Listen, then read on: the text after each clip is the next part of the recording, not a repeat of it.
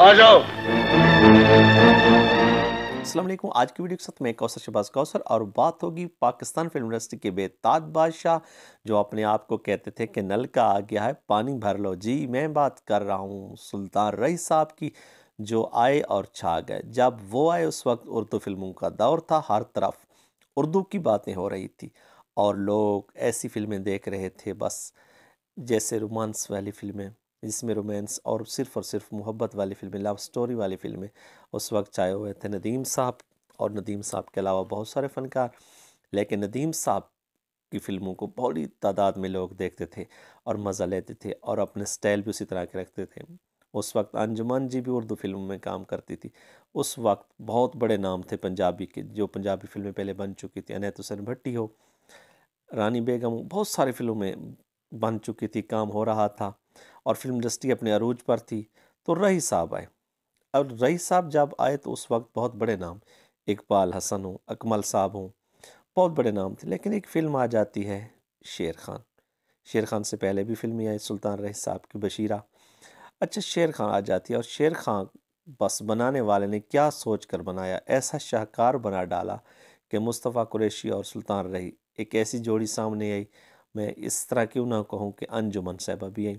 उस वक्त के पिछले तमाम हीरोज़ को लोगों ने भुला दिया और लोग कहने लगे बस ठीक है, बहुत बड़े नाम हैं, लेकिन रईस साहब के साथ चलने लगे और रईस साहब की वो बड़के और ऊंची आवाज़ की फिल्मों के आदी हो गए।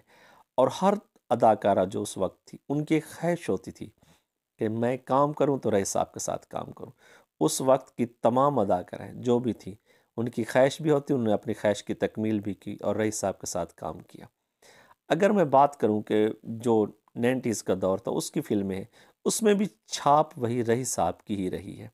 जो फिल्में भी आप उठा कर देखें उनमें जो एक्शन और जिस तरह का एक्शन और जिस तरह की पंजाबी इस्तेमाल की गई और पंजाबी ज़बान की फ़िल्में बनाई गई जो उर्दू, उनमें एक ऐसा एक्शन हीरो ज़रूरत होता था, वो था सुल्तान रही। और सुल्तान रही की कमी हर वक्त महसूस होती रहेगी। पहले गाना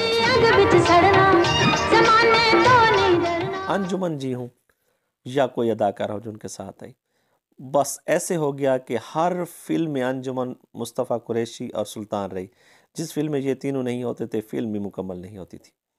हर दौर में चाहे उर्दू फिल्में बन रही थी, लेकिन उर्दू फिल्मों के हीरो से भी वही डायरेक्टर और हिदायतकारों और फिल्म साजों ने काम लिया, और क्योंकि पब्लिक चाहती थी। और बहुत सारे ऐसे नाम भी जैसे शान साहब उर्दू फिल्में कर रहे थे, लोगों ने उनको भी उसी रूप में ढाल लिया रईस साहब की।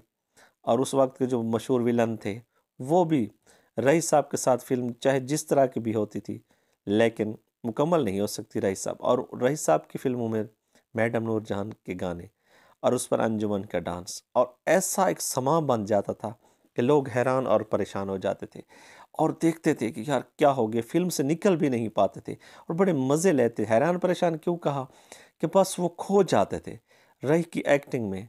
उनको हाँ, पश्तो की फिल्मों में भी रईस साहब की तरह की कापी कराई गई, बदर मुनीर से वही काम लिया गया, लेकिन कोई ना चल सका। रही रही था और रही बस एक आया था और उसने ऐसा काम किया, दरवेश इंसान था। बहुत सारी और भी अदाकाराएँ थीं, अंजुमन की बहन भी थी, उसने काम किया।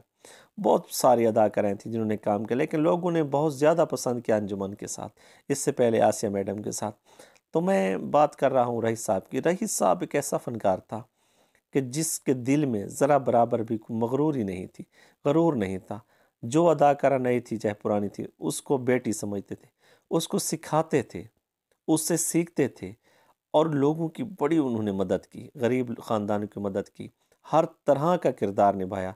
मगर दरवेश इंसान थे, कभी फ़ख्र नहीं किया, इसलिए तो नाम उनका हमेशा हमेशा के लिए इस दुनिया में रहेगा, क्योंकि वो फ़न के बेताज बादशाह। आज की वीडियो आपको कैसे लगी?